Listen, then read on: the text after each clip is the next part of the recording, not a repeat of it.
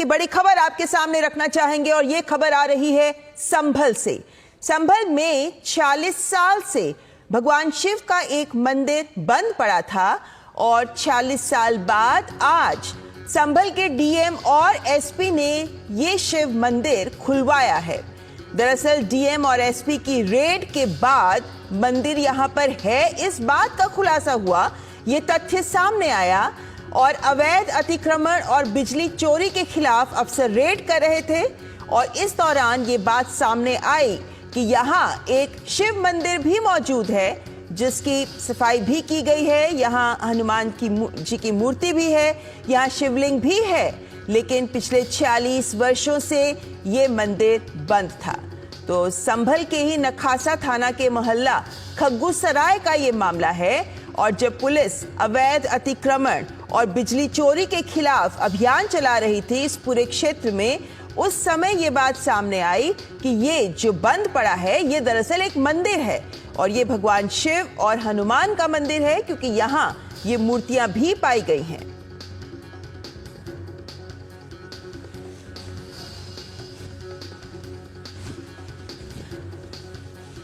तो संभल जो पिछले कुछ समय से खबरों में बना रहा, लेकिन आज ये खबरों में एक बार पुनः आ गया है क्योंकि यहाँ पाया गया है एक शिव मंदिर और ये शिव मंदिर पिछले 40 वर्षों से यानी 4.5 दशक से ये मंदिर बंद था और इस मंदिर के बंद होने के पीछे की भी क्या कहानी है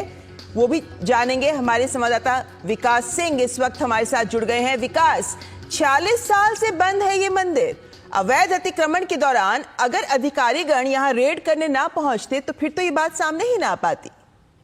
जी बिल्कुल, आप सही कह रही हैं। इस मंदिर को खुलवाने के लिए जब वहां पर छापेमारी की कार्रवाई शुरू की गई आज सुबह, तो वहां पर एक मंदिर वहां पे पाया गया, तो वहां पे ताला बंद था। इसके बाद अधिकारियों ने पता लगाया कि यहाँ कौन है क्या है, फिर उसका जब ताला खुलवाया गया तो पूरी तरीके से अंदर इस कदर मिट्टी भरी हुई थी, उससे अंदाजा लगाया जा सकता था कि कितने लंबे समय से ये मंदिर बंद पड़ा है। भगवान शंकर का जो ज्योतिर्लिंग था, जो शिवलिंग था, उसकी सफाई की गई वहां पर और इसके बाद वहां पर स्थानीय लोगों ने जो बताया है कि 1978 के बाद से यहाँ पर कोई नहीं आया, पुजारी की हिम्मत भी नहीं हुई कि वो यहाँ रहकर पूजा कर सके। सबसे बड़ी बात यह थी कि इस इलाके में धीरे धीरे कर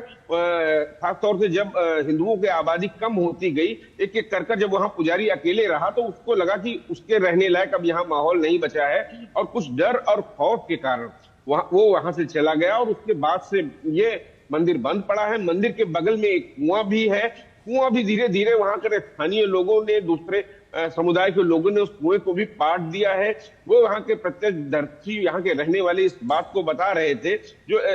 कि लगभग 80 वर्ष से तो वो स्वयं इस मंदिर को देख रहे थे, लेकिन पिछले लगभग 4.5 दशक से यहाँ इस मंदिर में कोई पूजा अर्चना नहीं हो पाती है। उसका कारण यही था कि वहां पर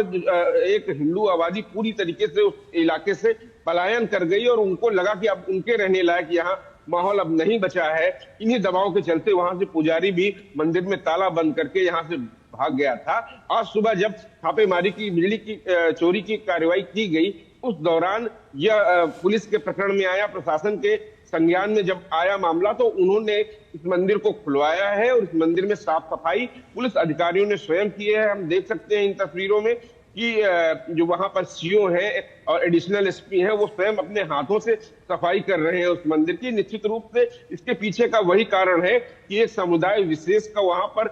दबाव बना के रहना, इसके कारण अन्य समुदाय के लोग वहां पर रह नहीं सकते, तो उनके रहने लायक वहां पर बिल्कुल माहौल नहीं था। जैसा कि हमने इससे पहले भी बताया था कि जो छापेमारी की कार्रवाई की गई थी वहां पर संभल का ये कुछ ऐसे इलाके हैं जहां पर एक समय था कि पुलिस भी जाने से कतराती थी। यह वही क्षेत्र है जहां के लोगों के तार दुबई से हो और अफगानिस्तान से हो, रांची से हो, कई जगहों से जुड़े रहते थे। तो अब पुलिस की कार्रवाई हो रही है। पुलिस कार्रवाई में इस कदर तमाम सारी चीजें, नए नए खुलासे आ रहे हैं। यहाँ पर जब बवाल हुआ था 24 तारीख को, उसके बाद से जब वहां पर फॉरेंसिक टीम पहुंची थी तो यहाँ पर पाकिस्तानी कारतूस और अमेरिकी कारतूस की भी बरामदगी की गई थी। तो धीरे धीरे जिस कदर पुलिस वहां पहुंच रही है, नई नई चीजें मिल रही हैं, बिल्कुल चौंकाने वाली ये चीजें मिल रही हैं कि किस कदर 46 साल से यह मंदिर बंद पड़ा था अपने आप में। और जो बात कही जाती थी पिछली सरकारों में, वह साफ नजर आती है कि जो आरोप लगाए जाते थे कि समुदाय विशेष पर दबाव बनाकर उसको रहने लायक वहां पर माहौल न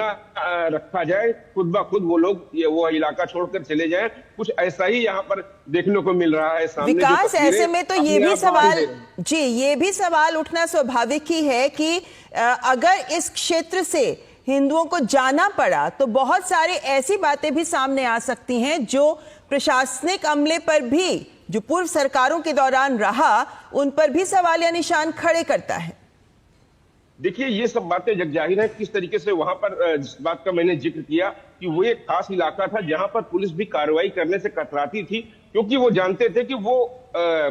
सत्ता में बैठे लोगों के करीबी हैं, वो उनका वोट बैंक माने जाते थे, उन पर कोई कार्रवाई नहीं होती थी। उत्तर प्रदेश में ऐसा कई बार देखा गया पूर्व की सरकारों में। लेकिन अब जब कोई घटना होती है, उस घटना के मद्देनजर जब कार्रवाई की जाती है तो तमाम सारी चीजें निकलकर सामने आ रही हैं। यही पुलिस थी जो तकरीबन एक दशक पहले वहां पर जाने से कतराती थी, अब वही पुलिस वहां पर कार्रवाई कर रही है, वही प्रशासन वहां पे कार्रवाई कर रहा है। वहां पर एक ऐसा घर पाया गया जहां से एक ही जगह से 100 घरों को बिजली सप्लाई हो रही थी। कितनी बिजली चोरी हो रही थी, इस बात का अंदाजा लगाया जा सकता था कि किस तरीके से यहाँ के लोग दबंग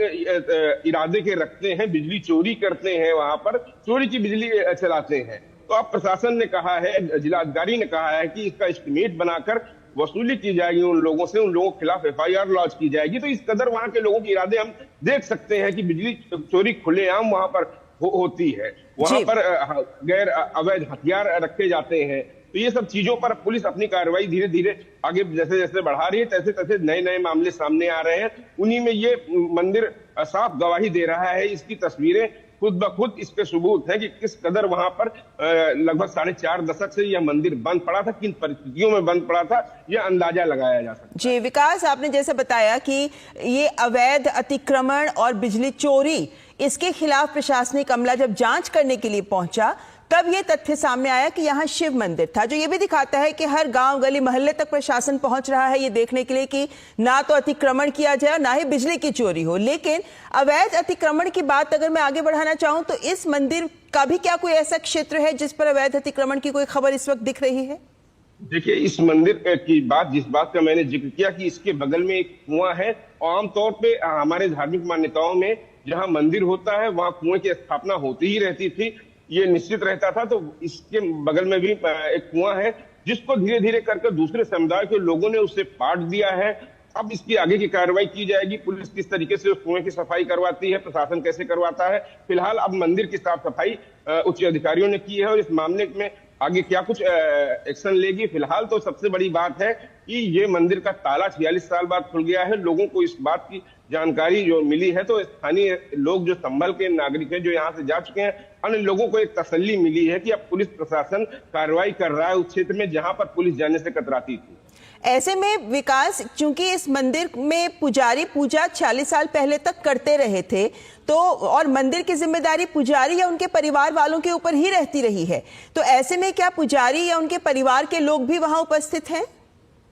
बिल्कुल, उन लोगों से जब वहां पर मंदिर देखा गया तो प्रशासन ने पता लगाया कि इस मंदिर का क्या कुछ इतिहास रहा है, क्यों ये बंद पड़ा है। तब वहां पर जब स्थानीय लोगों को से पूछा गया, कुछ लोगों से, तब उन्होंने इस बात का जिक्र किया कि वहां पर पहले मिलीजुली आबादी रहा करती थी, लेकिन धीरे धीरे कर वहां का माहौल ऐसा नहीं रहा और एक एक कर वहां पर लोग अपना घर छोड़कर, घर बेचकर, सामान बेचकर वहां से निकल गए। और इसके बाद जब अकेला वहां पुजारी बचा तो पूजा करने की हिम्मत, जिस इलाके पे आप समझ सकते हैं वहां पर